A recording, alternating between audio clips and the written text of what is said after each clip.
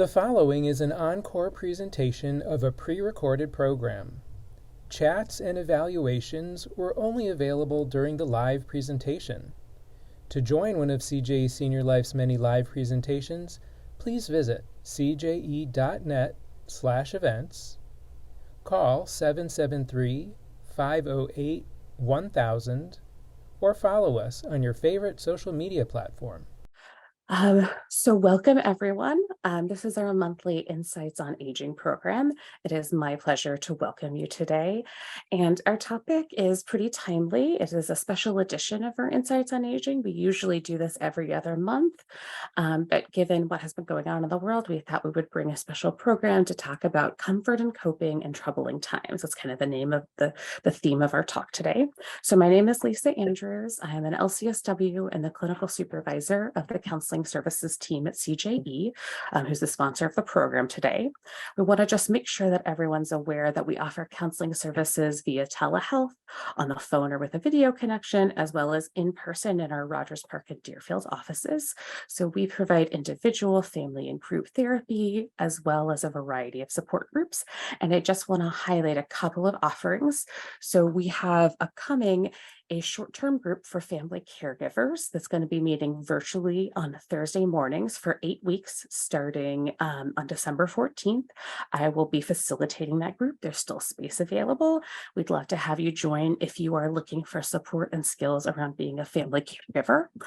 We also offer Pearls, which is an evidence-based one-on-one counseling program for depression that occurs in just 8 sessions. If you want more info on any of these services, you can call us at our main number, 773-508-1000. And if there are any professionals in attendance today, just want to let you know we don't offer professional CEUs for this community education program. Please be aware that all of our Insights on Aging programs are recorded and then available on our website. So if you provided an email when you registered, you'll be sent a follow-up email with the link to the recording on our webpage, as well as any other handouts that our speaker decides to share with us. It does take a couple weeks for that recording to be prepared, but the email with the link will be sent today or Monday. So because this program is shared publicly, your live participation will be anonymous to protect your privacy. That's why we do this webinar format. So you won't be able to see other participants. And when you use the Q&A feature, you have the option for your name not to be shared. So we do encourage you to use the Q&A feature at the bottom of the screen to ask questions of the speaker. Kind of think of it as the chat for today, but we have disabled the formal chat. So please just use Q&A. Please be aware that in order to view our CART transcribers closed captioning of today's program, you need to turn that feature on manually on your device. You can do this by selecting the CC/live transcript icon at the bottom of your screen. You can either select subtitles or the full transcript and adjust the font size to meet your needs. So I will monitor the Q&A and can address issues that arise if it's critical to do sooner than later. Otherwise, our speaker, Megan, will take questions at the end of the program, and my colleague, Sharon Dornberg-Lee, Clinical Director of Community Services, will moderate that part of the conversation. So at the end, a program evaluation will pop up as you're exiting the presentation, so please give us feedback on the presentation today. And with that, it is my pleasure to introduce our speaker today. So Megan Lerner is a bilingual licensed clinical social worker who has been in practice for over 15 years. She began her career at Children's Memorial Hospital, where she was the first med-psych social worker in the hospital overnight. After being an outpatient and urgent care mental health therapist at both Children's Memorial and Ann and Robert H. Lurie Children's Hospital of Chicago, she then served as clinical coordinator of the Trauma Treatment Service, a multidisciplinary team providing evidence-based treatment to childhood survivors of violence and trauma. So through that group, individual, and family therapy interventions, as well as medication support, she and the team led various forms of mental health care being provided at Lurie Children's to survivors of trauma. Additionally, she's been awarded several grants to support that initiative, and she is now thrilled to be in a new position working at Jewish Child and Family Services of Chicago, where she's become the director of the Kaufman Wolf Center for Trauma and Resilience. So we are delighted to have her here with us today. And Megan, I will turn things over to you. Excellent. Thank you guys so much for having me. I'm greatly appreciative. I am going to share my screen so that we can see. I did prepare a little bit of a PowerPoint. I really appreciate that wonderful introduction, Lisa. And again, if you have questions, please feel free to put them in the Q&A section. And anybody can jump in with questions during the course of the presentation or at the end. The more interactive we can make it, the better. I really want to make sure that this feels like a valuable experience for everybody here today. So let me share my screen and turn my PowerPoint on. And I would assume that if there was a difficulty in viewing this, that I would get some feedback. We are good. Thank you so much, team. All right. So we are going to spend a little bit of time talking about 3 specific objectives today. Just again, I wanted to make sure everybody had a clear set of goals. We're going to be able to define trauma exposure and distress, as well as talk about signs and symptoms that are associated with trauma-related distress. We're going to talk about complexities of experiencing something traumatic following. I'm sorry, the complexities of experiencing those exact feelings that we were talking about following something traumatic. And then we're going to gain some coping skills, talk a little bit about self-care and ways to manage different things that come up with as a result of trauma exposure and related distress. Oop. Didn't want to let me advance that way, so totally fine. I did want to just put a little caveat on everything today. I know that as we talk about, I'm not going to be talking about anything traumatic specifically, so I'm not going to give concrete examples of exposures in terms of things that are potentially happening now. They're going to be a little bit more vague than that. But because we are talking about trauma and related distress, and we are talking about it in a time where there is a lot of potential political fervor, I want to just highlight that the goal of today's presentation is to use that sort of broad lens to talk about a variety of topics, including trauma exposure and its related symptoms. We're not meant to have a political discussion today, and while I think that's really important, that's just not the structure of today's talk. And I really personally want to acknowledge that everyone is going to have their own views and opinions and values, and those are all important. Your feelings are valid, and they can certainly impact the way that you cope with things, which can make them feel scary, overwhelming, traumatic. And so as a result of that, we want to make sure that because people have the potential to really deeply feel what's going on, and we may want to debate and advocate for our ideas, that's not really, again, the goal of what we're trying to do here. The goal is to give everyone a chance to understand their individual responses to trauma exposures and what they might be able to do to increase their own individual coping. So let's talk a little bit about being able to define trauma exposures and distress, and talk about some signs and symptoms. When something terrible happens, one of the great parts about being a member of a community, whether that's a synagogue, whether that's a mosque, whether that is a Girl Scout troop, whether that is, anything sort of a family, whatever you identify as a community, is that oftentimes people will rush in to offer their support, which is really actually an essential strategy to mitigating some of the psychological effects, or to minimizing some of the impact of a trauma exposure, and can be a really important part of coping. That being said, I want to do a little bit of level setting on what sort of the definitions I'm going to be using during the course of this presentation are, and make sure that we're all sort of speaking the same language. So trauma exposures can occur when a person experiences something that's life-threatening or that alters their individual sense of safety.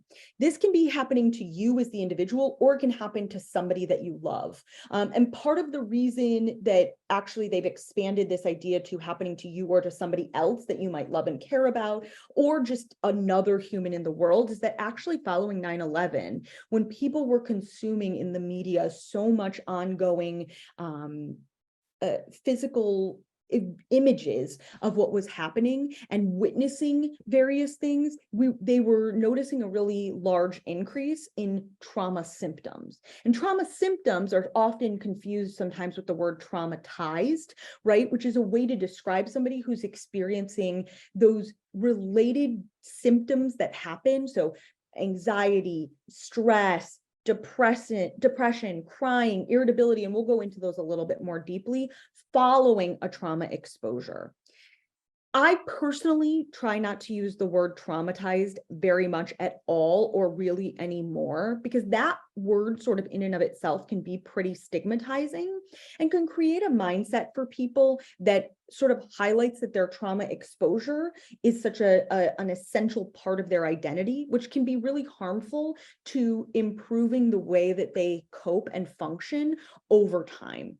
So you'll hear me using trauma symptoms or trauma related distress or distress following a trauma exposure, but you probably won't hear me using the word traumatized.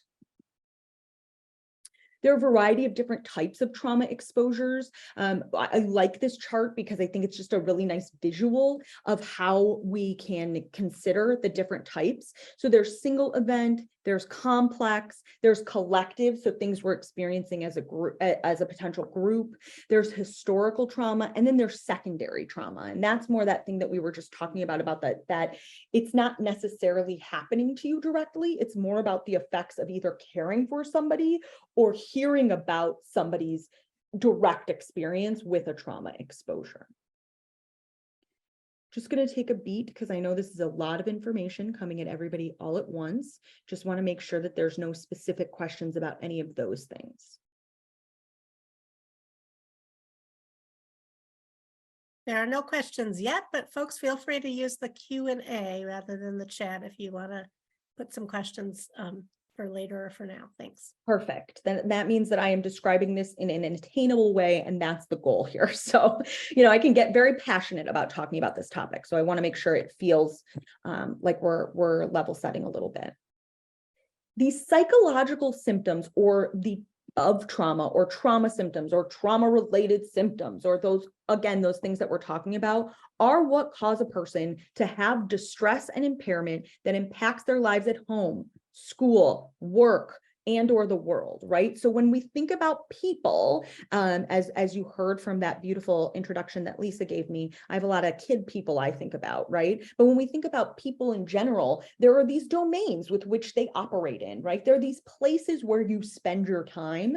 And what we are thinking about when we're thinking about symptoms of trauma, or when we're thinking about trauma-related distress, is, are those things that you've experienced, those secondary symptoms that you're having to that exposure, getting in the way of your life and functioning? So if before the exposure you were able to leave the house without a problem, and now it takes you 30 minutes of specific like rituals or checking or prepping before you leave, that is causing you some distress and some impairment, and that's something that we may want to address.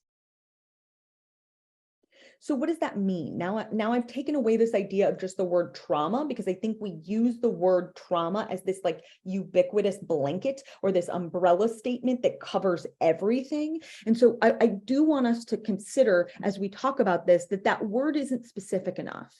There is no universal definition also of the word trauma, which is a thing that makes my brain very itchy when I think about it, because the reality of the situation is, it would be nice to say, like, this is a trauma, this is not. This is this category that you fall into, this is not.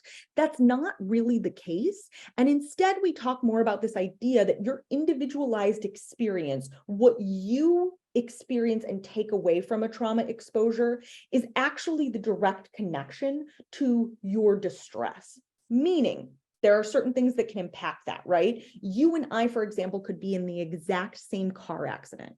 And in that car accident, both of us could get out of that exact same experience and have two totally different interpretations. Maybe it's more traumatizing for me in that moment because I personally was driving the car and feel more responsible. I'm closer to the event. That's one of the things that we consider. Maybe it's that this is the second car accident I've ever been in, and this was the first time you've ever been in a car accident, so it doesn't feel that bad for you, but I've had previous experiences and they're adding up. Maybe I just am a person who is more sensitive at their baseline. And so something like this happening to me is going to just impact me differently than it would you potentially, right? And so ways we may see that is, I may not want to get in a car again. I may be unwilling to ever ride in a car again and only take my bicycle places. I may be unwilling to get on a bus or other forms of public transportation. I may feel more tearful, more angry. And you may have some responses to that. Maybe you have some nightmares, or maybe you're a little bit nervous when you're getting in a car, but you can still kind of move forward. That is a response that we would expect following a trauma exposure, and we'll talk a little bit more about that moving forward. Again, just wanted to highlight the impact of the experience is based on you as an individual and what is going on in the world around you, which has a lot of implications for not only making a diagnosis of a trauma-related disorder, or whether or not you need and what kind of treatment you might receive. There are a lot of behavioral symptoms that we expect to see from a person, and I say expect on purpose, following a trauma exposure. When somebody experiences a trauma and we label that as a trauma exposure, by definition, even though I said there was no universal definition, all of the major organizations say that part of the definition is that it was life-threatening and scary. Right? Whatever it is that you're experiencing, that car accident, right? We're not talking about a fender bender. We're talking about maybe something where somebody had to go to the hospital. We're talking about something where the airbags deployed, right? And your perception of the situation is that this was really dangerous. Something really bad could have happened to me. Because of that part, we expect there to be a behavioral response that people are having. The reason being is because when scary things happen, it is totally within your rights as a human being to be scared. What we do expect is that the intensity and the frequency of those symptoms will diminish over time. It can include one of these things that you see before you on this list. It can include multiple of these things. Again, if they are getting in the way of your life and functioning to the point where you can't live your life like you used to before it was happening, that's going to be a time when you want to reach out to a mental health provider, and we'll talk about that, or engage in more coping strategies, and we'll talk about those. But again, if you are finding that you're having a response, please do not be upset about that. We anticipate that as a mental health community, and we're going to give you some tips and tricks and things that you can do in order to manage that. I did see that a question came into the chat, and we will be lightly covering intergenerational trauma, but I can certainly answer specific questions if people do have those. So do not fret about that. The part that we're going to address now is actually talking about the complexities that people experience following a trauma exposure, right? So we've talked about how that response that you're having can be typical, can be expected, but that's not necessarily always the case. And sometimes those things feel like they're beyond your control, or that you need additional support. And what are some of the factors that play into that? And what are signs and symptoms that maybe you should reach out for additional support? So again, just a friendly reminder, trauma exposures are life-threatening. They're scary, they're intense. Following one exposure, following multiple exposures, right? We expect you to have those behavioral responses. But this is where we get into this idea that the experiences that you bring with you over time add up. Right? And there are different things that can impact your ability to cope following a trauma exposure. So when we think about things like being in a really severe car accident, if we have some of these stressors, for example, that exist, maybe we have a history of not having consistent access to food, we have a history of being discriminated against, we experienced abuse or neglect in our childhood.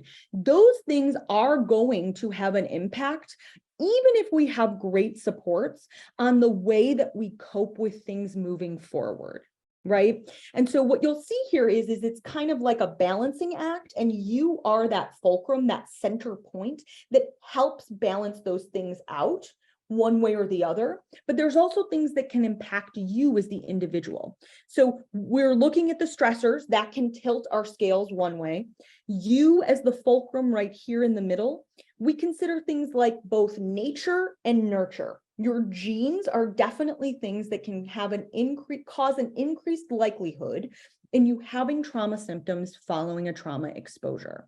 And there's this like fancy terminology for it, but the easiest way I like to think about it is that if you were predisposed, if you had in your genes a predisposition for experiencing stress or trauma or depression or anxiety, those kinds of things, and an event happens, basically that light switch in your genes gets turned on, and we are going to expect a response. Now, we won't necessarily know that like, oh, my mom had this experience and therefore 100% of the time I'm going to have this experience, but there is increased likelihood and it's something we consider. And then that environment, the way that your family copes overall as you're being raised, as you are raising your own children, those kinds of things, that also has a significant impact. Again, those are more internal factors.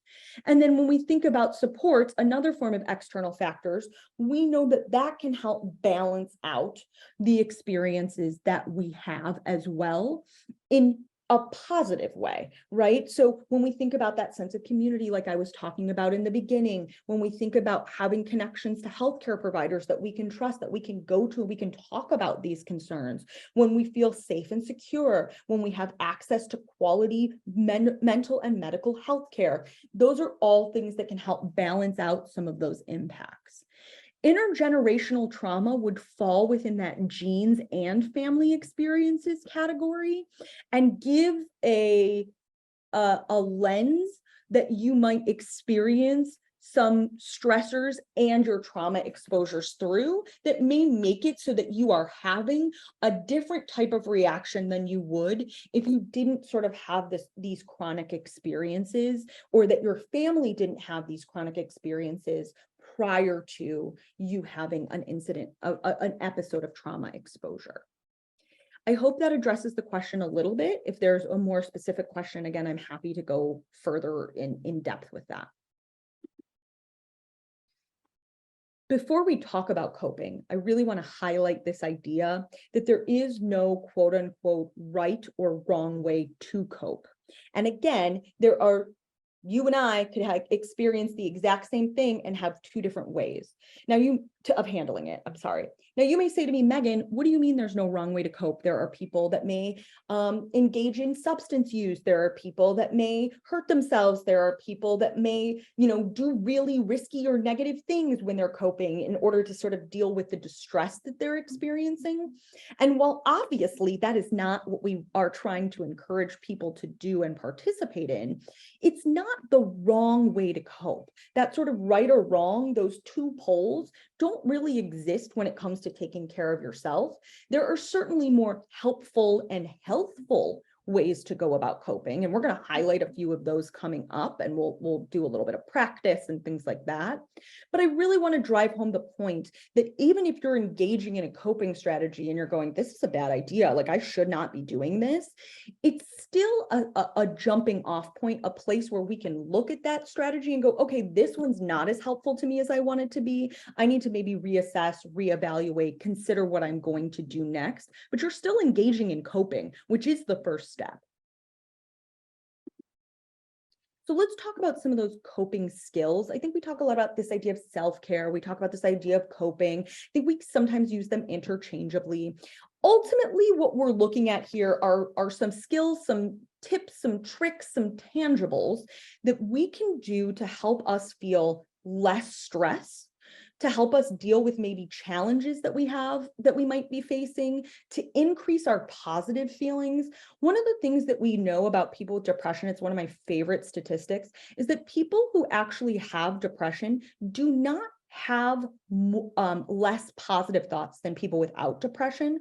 What they have are less negative thoughts. So because they don't have that constant negative because they have that constant negative narrative going on in their brain, they're feeling more depressed, but they still have positive thoughts. And the more we can increase that, the more we can access those positive thoughts, the better. It can help us deal and cope with challenging emotions. And I really want to highlight when we're talking about coping with emotions or feelings, one of the things that I always talk about with anybody that I'm working with in treatment or when I'm doing presentations like this is this idea that coping with emotions does not mean creating the absence of emotions. So when we are trying to tackle really difficult feelings, me asking you to take deep breaths or to practice some like self-care or go for a walk, I do not expect that to alleviate the full intensity of you coping with the feelings of trauma and related distress. That's an unreasonable expectation. What we're hoping for in these moments is to be able to take some of the intensity down, right? Because no feeling lasts forever.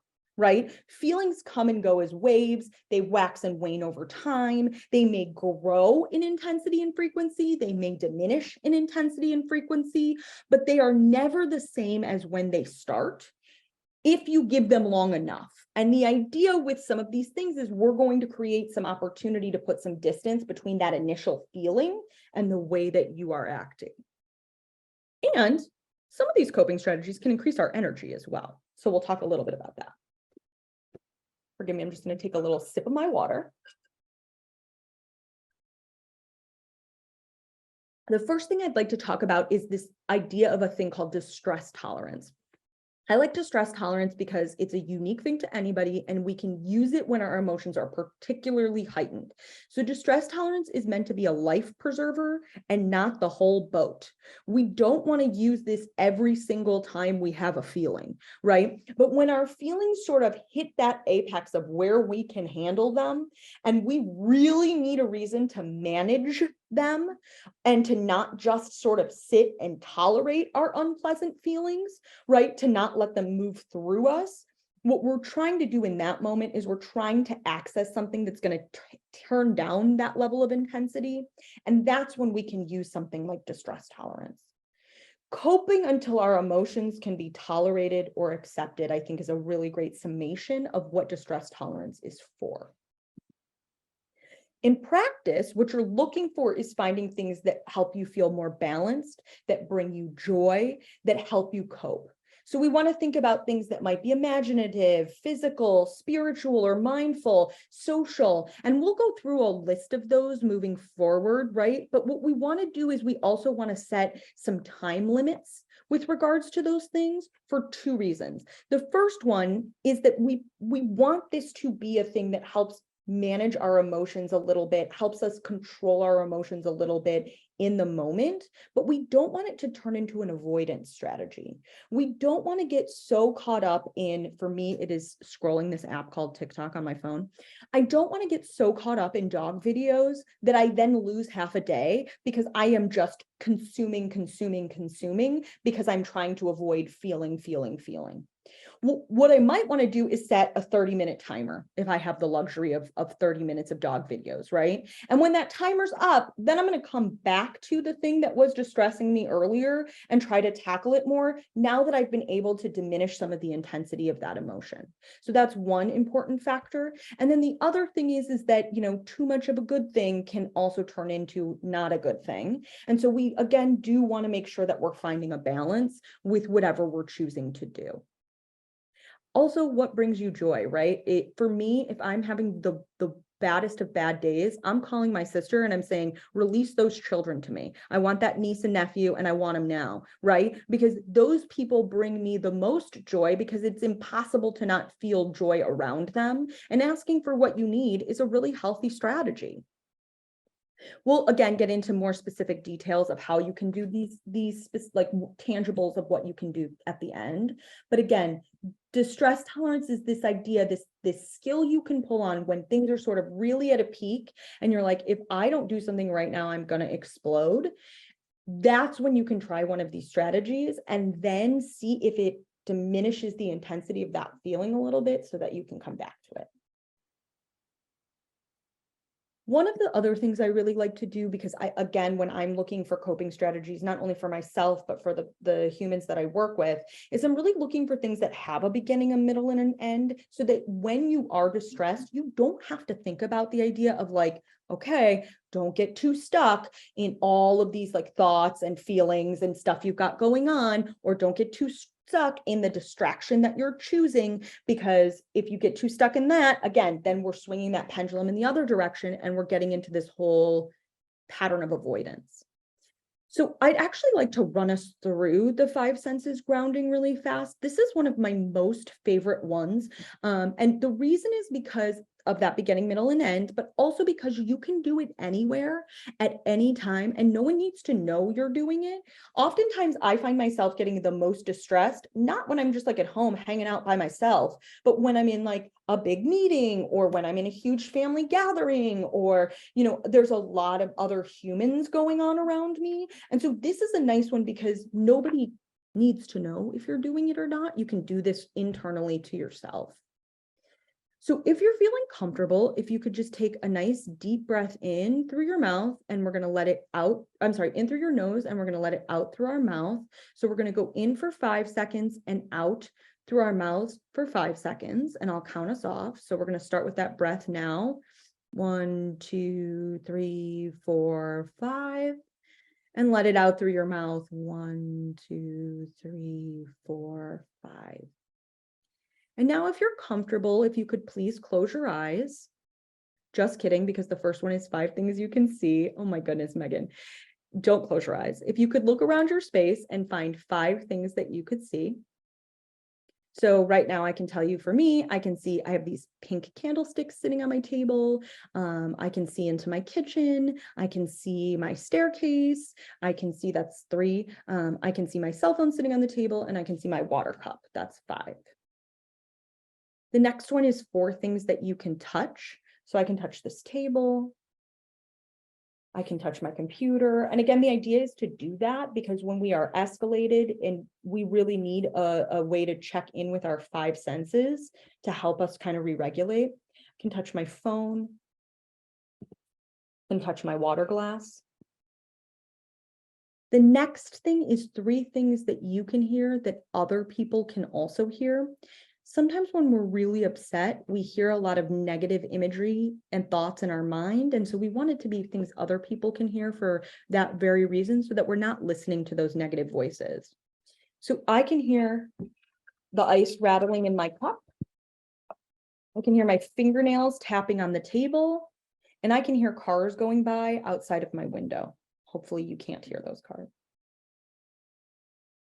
The next thing is 2 things you can smell. I always encourage people, you know, you spend a lot of time and energy keeping your clothes clean. So I always encourage people to do the sniff test, right? A nice deep inhale into your clothes. I happen to have a little set of treats here in front of me, a little 3 Musketeers situation. So I can smell this delicious chocolate. Another great one for this one is your morning coffee or your morning tea. And then the last one is 1 thing you can taste. If you have nothing available to you, I can always sort of taste either gum I just chewed or the coffee I just drank kind of in my mouth, but I'm going to take a drink of my water and I'll taste that.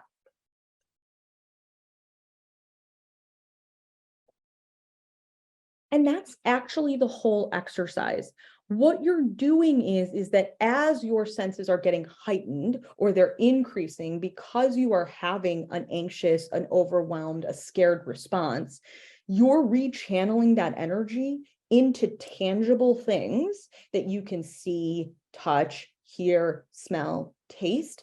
And that's going to slow down your 5 senses and help you regulate your emotions overall. Any questions about that activity? All right, we're looking good in terms of the Q&A section. The last thing that I really want us to talk about is, I said that we could talk about more specific, more tangible things that you can do when you're feeling a certain type of way. These are more for daily use, right? Like we want to come up with coping strategies, with things that you can build into your life that are sort of little rewards or little nice things that you look forward to in your day. But they can also be used in that distress tolerance moment as well. But you may want to increase their intensity, or you may want to give them those time limits like we were talking about. You might want to modify them a little bit if you're doing this for distress tolerance specifically. A very fancy woman from the from Ohio State University named Mary Freystead, who did a lot of work with kids with mood dysregulation disorders, came up with a really great acronym to help us think about different categories of coping. And the reason I like this is because when I talk to people about coping, I talk a lot about this idea of coping tools. And when you are using tools, if you need a tool for something, you need a specific tool for that situation. If I was building a house, I wouldn't just take a hammer to build every facet of that house, or I'd have broken windows, my pipes wouldn't work, right? I need a variety of different things that I can access. And the thing I like about CARS as an acronym is it gives me these 4 domains, these 4 categories that I can pull from, because maybe I am feeling really sluggish and down and depressed. And so I am going to want something more active. Or maybe I'm feeling super sort of jazzed and I have all this frenetic energy I don't know what to do with, and I'm going to want something more relaxing. Totally fine. The idea here is that you have things to pick and choose from. And again, I think CARS is a relatively easy thing to remember. So C stands for creative, right? This could be art. This could be cooking. This could be, especially now during the holidays, this could be doing holiday cards, right? This could be a variety of different things. The next thing is act. Yes, I'm ready. Oh, no, I'm so sorry I interrupted. No. I was hopping on because I can, after so many years of working with older adults, I can hear their voices in my head. And I hear some of them saying, I'm not creative, I'm not an artist. And so I was just going to add that you don't have to be an artist to do something creative. I'm thinking of things that some of my clients have utilized, like even doing like abstract photography and getting in really close and taking interesting pictures with your phone, or collage, just cutting things out of magazines. It's not the end product, right? It's the activity itself that's really therapeutic for people. Perfectly said, Sharon. Thank you so much. And the other thing I would add to that too is that if you feel like you need more parameters, I love adult coloring. I think that one's a great one because there are lines and you can just color within them. And that's a pretty mindful activity that you're engaging in. There's also like paint by numbers. There's like more structured activities too, if you're feeling like I'm not a particularly creative person, but also again, highlighting the idea that it is not about the product. It is about the process. Thank you for adding that. Active can mean a lot of different things to a lot of different people, right? Everybody's level of activity is different, and depending on your physical needs, that can really vacillate. But you can even do things that maybe move your arms in a chair, right? Like there are videos on the internet that can actually do workouts from chairs that you can look up, right? I know also WTTW has one. My mom recorded a bunch of them. Right? Like there are ways to be active, to be engaging and moving your physical body that can be specific to you, but that can again help release some of those endorphins and get your body moving a little bit, get your serotonin pumping. This is a really good one to use on a rainy day like today, when it feels like maybe just lounging or not doing much of anything, it is a good idea. But you all are engaging in something that's active because you're activating your brain as well. It doesn't just have to be your body, it can be your mind. And so even coming to an event like this, where you're using your mind and your thinking skills, can be an active intervention. When we think about relaxing, this is my personal favorite, right? This is sitting on the couch with your legs tucked up, maybe playing a game you like, or reading a book that you're really into. I really like audiobooks. I love to listen to audiobooks. I find it super relaxing, things like that. And then socializing. We are humans, right? We need that interaction with other people. So coming to an event like this and then being able to talk about it with people, engaging in different events in your local community, engaging in activities through CJE, engaging, I'm going to give you the number for JCFS here in a minute, if you want to participate in some of the offerings that they have. And, as somebody who's newer to the organization, was truly impressed by the amount of offerings that are available, from things like support groups all the way to like different activities, community engagement activities, things like that. Could be volunteering, it could be calling your family and talking on the phone. It could be, there's this really cool app that my niece and nephew use with their grandparents. It's called Caribou. And you can draw pictures together in it. You can read a story to the kid in that app, and it's free, and I highly recommend it, right? But that is another form of social engagement, that feeling of connectedness that can help us feel really good on a day-to-day basis. I am going to give you a list of all of the coping strategies that we've talked about here today with some specific examples in like handout form, so that you guys have those, so that you don't have to worry about trying to remember all of those things that I just said. Finally, and in the interest of time, because I really do want to make sure we have a good, robust discussion, if you or somebody you know could benefit from mental health supports or just talking to somebody, we do have a warm line that is specifically for questions or concerns regarding the current crisis in the Middle East. Please feel free to reach out to JCFS. 855-ASK-JCFS is the number, and somebody will call you back in 24 to 48 hours. They're really, really, really great about returning those calls. Those are during business days, so if you call today, they might not call you back till Monday.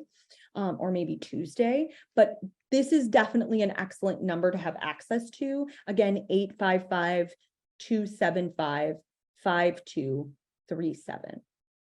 And that is the full course of my actual PowerPoint presentation. So I'm going to stop sharing my screen, and I'm hoping to take some questions or feedback or anything from the audience. So use the Q&A, please, if you have a comment or a question, you're not sure how you might implement some of the things that Megan suggested. Megan, do you want to mention at all about intergenerational trauma? I know that, I don't know who posed the question, if they want to say more in the Q&A in terms of their questions around that, but certainly trauma gets transmitted, right? Whether it's epigenetically, as we have some research to suggest, it's actually passed on to us biologically, but also certainly we're affected by the life experiences of the generation that preceded us, often in profound ways.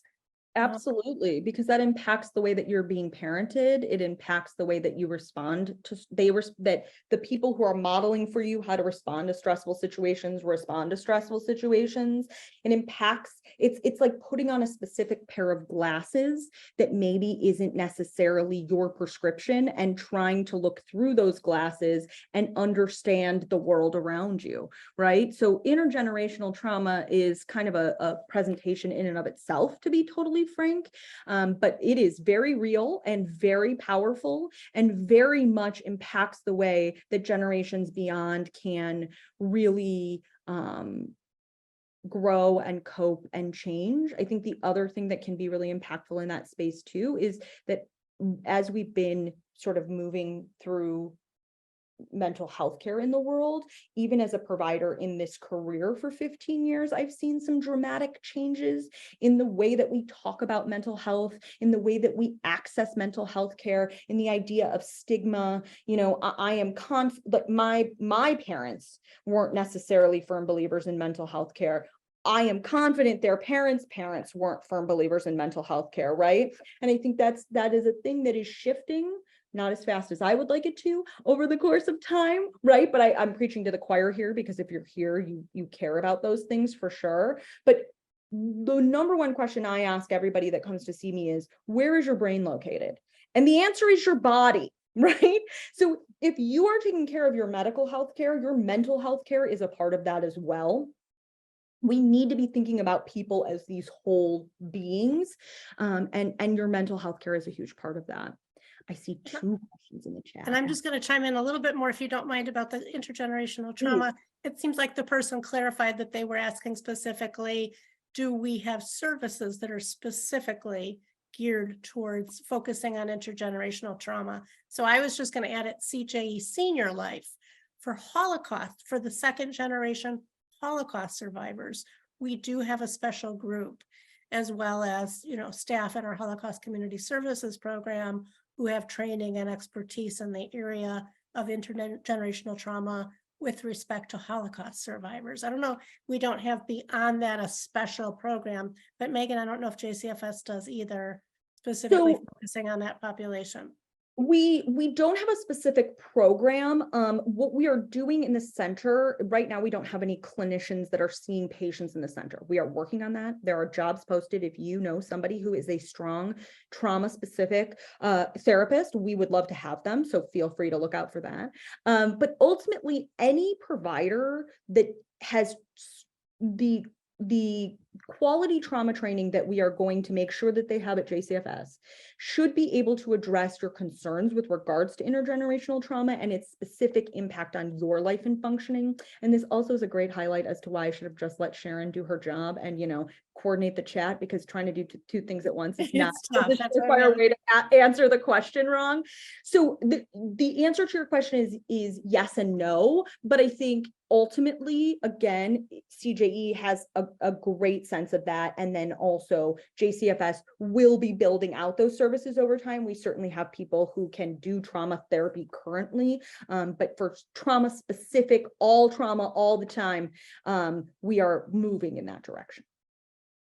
Somebody, this is just a comment, said that this was so helpful describing the traumas and how to process them. So we're happy, of course, to hear that. Excellent. And I know that list, speaking of describing the traumas, was not a fully comprehensive list. I want to be really direct about that, right? Again, that way that you experience the event has such an impact on whether or not we call that a trauma exposure. And there are certainly things that, like, objectively the world classifies as traumatizing, right? Like objectively being abused is a trauma, right? Objectively being in a fire is a trauma exposure. But that doesn't mean that there aren't things that subjectively, that individual from you as a person don't feel like are traumatizing. And what we know actually is that the highest level of related distress comes from when you feel both objectively and subjectively as though you've experienced trauma. But your subjective experience has more of an impact than the objective experience. So the way that you process your experience truly does matter in your success in receiving your mental health care or not needing mental health care or all these other things.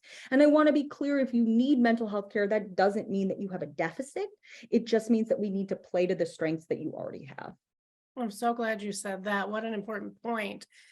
This was an interesting question. Somebody said, is there a timeline guideline for overcoming trauma? For example, how long should one allow for recovery before seeking help? I love this question. I love this question so much, and I will tell you why. Because the answer is yes and no. Right?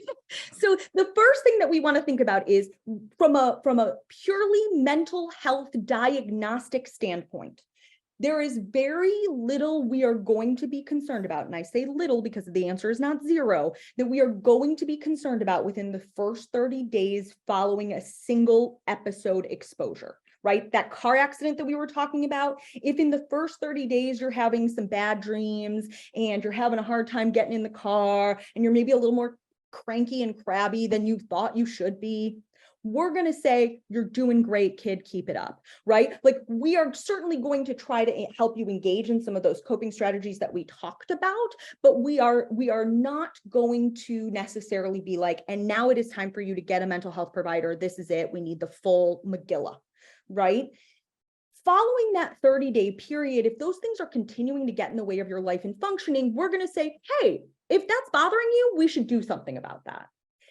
What I talk about the most with my patients is that this is not an experience that you're ever going to get over. That's an unrealistic expectation. And I know that we hear from a lot of people, well, this was XYZ amount of years ago. Why aren't they over it by now?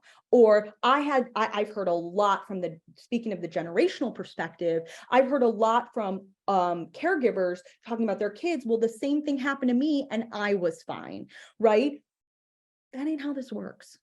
This is not that. What I talk about is this idea that we want to make your trauma exposure a story in your life, not the story of your life. Mm. And so if we are making it, I think a lot about it in terms of a positive experience. The day I got my dog was the best. It was the best day, right? But that level of intensity that I felt that day cannot occur every time I see that dog, or I will burn out, okay? Because I see that dog a lot because I love it very much. And so, yes, my love, my experience, like my feelings have grown in other ways. And now when he sleeps upside down with his little belly out in the air because he's so comfortable, like now I feel those feelings, right? Or something like that. But it's not that consistent intensity over time. I can manage and cope with it differently, right? And you're saying manage and cope with your affection for your dog. I got a real hot relationship with my dog, okay? I love my dogs very much. It is this idea that we want this to be a part, like integrated into a part of who we are and not our identity. But because it was so prominent, because it has scary, life-threatening, potential death involved, I don't know that it's realistic to ever think anybody overcomes fully their experience. I think that they can certainly overcome their symptoms. And that is why I spend so much time in the beginning of a presentation like this talking about the nuances of that. But I don't think it's fair to set an expectation for yourself that you got to be quote unquote over it ever. I think that's so important. If I could just amplify on that a little bit, I would also say that if you are in severe distress, even if it's in the first 30 days. All right. Yes. Thank you. That doesn't mean you shouldn't reach out for support and help. So there's the warm line that Megan mentioned. We're going to talk again about how to access CJE and JCFS services by the end. But there's also the 988 National Crisis and Suicide Lifeline, which is 24/7. You don't have to wait for anybody to call you back. If you are just in need of support and help for coping or seeking emergency therapeutic support beyond a hotline, sometimes the symptoms can be so severe that even though it may be expectable and we're not worried about it becoming post-traumatic stress disorder or something with more lasting symptoms in the first 30 days, that doesn't mean we're not worried about you as an individual if you need support sooner than that. But generally speaking, yes, that first 30 days would be considered like an acute stress reaction. That's pretty expectable. I also wondered, this isn't a question, but if we wanted to say a few words about vicarious traumatization, because I think that's what a lot of people are experiencing now with the war going on, or multiple wars, unfortunately, going on in the world. Right. And that sense that even if it didn't happen to us, we can feel traumatized. I do want to just highlight one more thing that Sharon said so brilliantly, because I got very excited when I was talking about how this is not anybody's fault.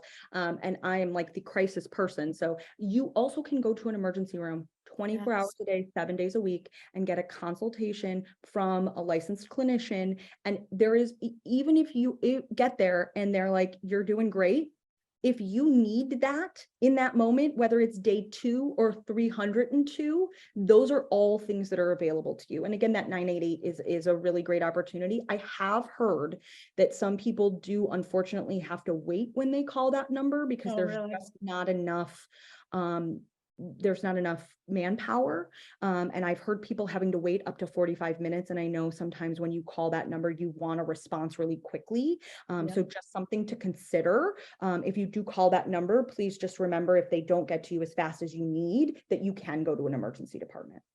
Great point. Or call 911 if you need emergency help. Yes, and that would be for things like not wanting to be alive. That would be for things like wanting to make it so somebody else wasn't alive, hearing or seeing things that other people don't hear or see, right? All of those things that, again, we don't care if it's day 2 or day 32. Sorry about that. Now, No. in terms, thank you. In terms of the vicarious traumatization piece, I know we touched on it a little bit. It's this idea that something happening to other people can impact you so profoundly, right? But it's about that connection that you have with that community, right? So we think a lot about this when we talk about domestic violence as well, from in work of people who live in the home and are watching the domestic violence relationship play out. So like maybe they're not the recipients of the physical violence, but they are still very scared, worried, overwhelmed for the people that are living in that violent part around them in terms of war, all those things that we're seeing on TV, on the news media, those kinds of things. If you're finding you're having some of those symptoms that we talked about, some of those reactions that we talked about, that's not surprising. This is really scary. And I think the other thing that it really highlights is this idea too, that with single incidents, there's a beginning, a middle, and an end. And there is some evidence to support that that can make the coping process feel a little more manageable because it's over, right? And I say over because I don't think it feels over all the time, but the threat part is over. With crises like war, with crises like, I think about the shooting in Highland Park, and while that had a beginning, a middle, and an end, there was a lot of like secondary, intense responses that kind of came from that. There was a bomb scare at the high school, like some of those kinds of things. When they sort of wax and wane in frequency and intensity, it can make coping feel hard. It can make it feel hard because the thing that might be working for you on Tuesday may stop working for you on Wednesday. That's okay. That's part of the reason why we want that long list of skills. But again, if you feel like those aren't working for you, talking to somebody, doing some of those kinds of things can certainly be a valuable intervention. But also remembering, hey, the reason I'm having this response is because this is scary. This is scary, right? Whatever the trigger is, we know that that trigger is called a trigger for a reason, and giving yourself a little bit of grace and not expecting certain things from your feelings, from your actions, right, can also really take some of that pressure off of the way that you respond to a crisis like this. Wonderful. We have 2 more questions and we only have a few minutes. So okay, I'll do my best. If we don't get to them, and then I need a minute at the end to just Sure. some announcements. So somebody said that counseling has been really difficult to find the last few years, and that a support group is helpful, but sometimes you need that one-on-one, and that they've been searching for a while. So I just want to say that at CJE Senior Life, we do have a bit of a wait, but it's not that long. It would be a number of weeks. But you can call right now or at any time at 773-508-1000. And we will do our best to help anybody 55 and up, depending on insurance. But if we don't take your insurance or the wait is too long, our intake team will do their very best to give you additional referrals. And Megan, how do you access JCFS services? That same phone number, which is the 855 Ask JCFS, and the same is true for JCFS. So right now, actually, there is no wait for appointments during the day. And if you are a retired person, that may very well be a thing that makes it easy. But I do understand that the insurance piece is a big portion of it, right? I do know that if we are out of network with your insurance, I literally was doing a program thing the other day, so I happen to know this. It is $45 for the first 12 sessions and $65 for subsequent sessions if we're out of network with your insurance. I know we do take Medicare and Medicaid and most of the plans for those. But if you have commercial insurance, there's a really good website called Psychology Today that's kind of like Facebook for therapists, and you can specify by the type of commercial insurance you see, by the types of specific concerns that you want, by your zip code, things like that. The only thing I don't think they do a really great job of is if you have Medicaid. I don't think they do a good job of talking about Medicaid providers, but also just to validate what you're saying, everything you're saying is real and true. I think the pandemic really made people realize, oh, no, this is, and we just saw our numbers grow exponentially. So I'm going to take the last 2 minutes, but there's one question we didn't get to. So what I'm going to suggest Megan, if you have a couple minutes and that individual who posed the question, who I think is a therapist, has a couple minutes, that maybe we can do that after my closing remarks, so in case Sure. people need to run away. Thank you, Megan. Sure. So first of all, we want to thank Megan, and Lisa, as she said, had to leave a bit early. So she also wants to extend her thanks to Megan, as we all do, for being such a wonderful guest speaker today and talking about the impact of trauma and how to calm our nervous systems in response to trauma. We want to thank all of you for being here today. And we want to remind you that when you do leave, an evaluation will pop up, but don't go yet because I have a program announcement. But we do want you to fill out that evaluation when you leave. And then we will send you a handout in the next week or several days with some of Megan's suggestions and tips on coping with trauma. So you'll get an email for that, as well as a link to the recording of this program, which will be posted on CJE's website. You'll get that link in the next few days, but it'll take a while for the recording to actually show up there. In the meantime, you can watch some recordings of all of our previous programs. So we hope that this has been informative and helpful. Our next kind of regularly scheduled Insights on Aging program, this was a special one today, will be on Friday, January 12th at 11. And it'll be Lisa Andrews and Kate Maley on the topic of mindfulness in the new year. So that fits well actually with today's theme as well, in terms of calming our nervous systems and being present in the moment. So thank you again, and we're going to stay on for another minute and address the last question. So Absolutely. the last question was, can you cite any data on the physical effects of prolonged trauma? The person who put this comment in said they've worked with many clients whose life experiences check all of the boxes on the trauma examples that you listed earlier. Absolutely. So I'm looking, so part of I know it referenced also the list that I had put in the chat.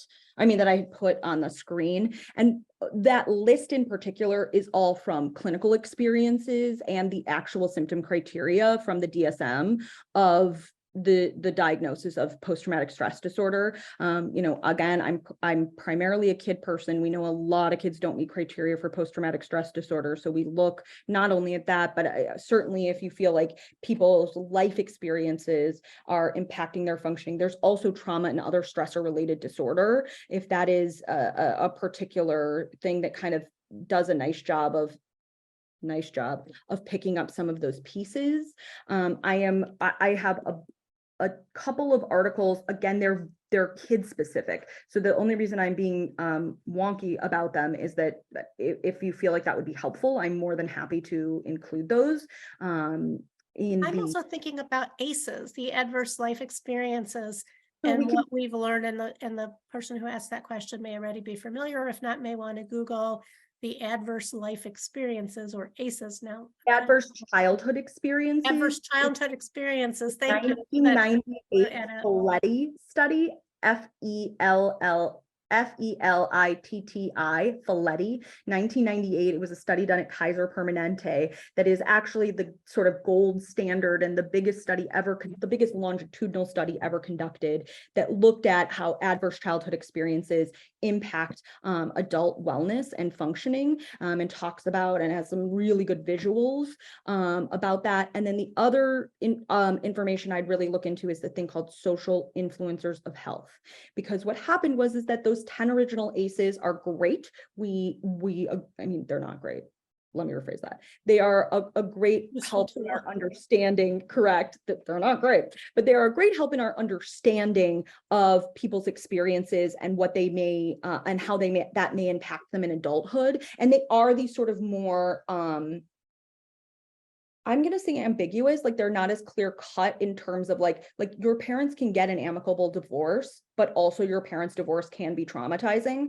And how does that sort of work, right? And that falls into that category. Having a parent with chronic mental or medical illness falls into a potential ACE, right? And we know that the more ACEs that you have, the more likely you are to have various problems, mostly actually medical and physical health problems like you're asking about, over the course of time, 4 ACEs being that sort of magical number, but they expanded out beyond that to this thing called social influencers of health, which now the World Health Organization is really moving towards to talk about, because it includes more holistic components, more things like community violence, more things like intergenerational trauma. Those kinds of experiences are also included in those social influencers of health. And I can put some examples on the handout. That's exactly what I was going to ask you to do. Put a link for ACEs and the ladder study as well, for those who are therapists, about even for those who aren't, if you have an interest in reading further about the impact of NPR has trauma a on health. really good visual and breakdown of the ACEs study that I highly recommend, and I can certainly, as long as I cite it, I think I can put it on the Sure, sheet. yeah. But they like turned all the ACEs into pictures, and it's like very consumable. So I can certainly put that on there. So these ACEs are adverse childhood events, traumatic things that can happen. And the more you have, it's a cumulative effect. It has more negative lifelong health effects. And so what we know is sorry. No, I was just going to say, it really validates what we see and what we know intuitively, which is that trauma has a lifelong effect, and we can do a lot to mitigate the effect so that we can enjoy life and function well, but it changes us. It affects us. It doesn't just disappear. And it's not a personal weakness. It's something that's the way we're wired. The other book I would recommend is Bessel van der Kolk's The Body Keeps Score. Yes. If you want more about the physical specific symptoms, Great suggestion. that is a really good one as well. And Bruce Perry's work really talks about the neuro elements as well. So we could obviously stay here all day, but we need to let you go. We need to let Megan go. So thank you so much for being here. Thank you, Megan. Thank you, our lovely attendees. We wish we could see your faces. Shabbat Shalom for those who celebrate, who are, observing the Sabbath. Thank you, and have a good weekend to everybody who's here. We're so happy to have all of you present. Be well.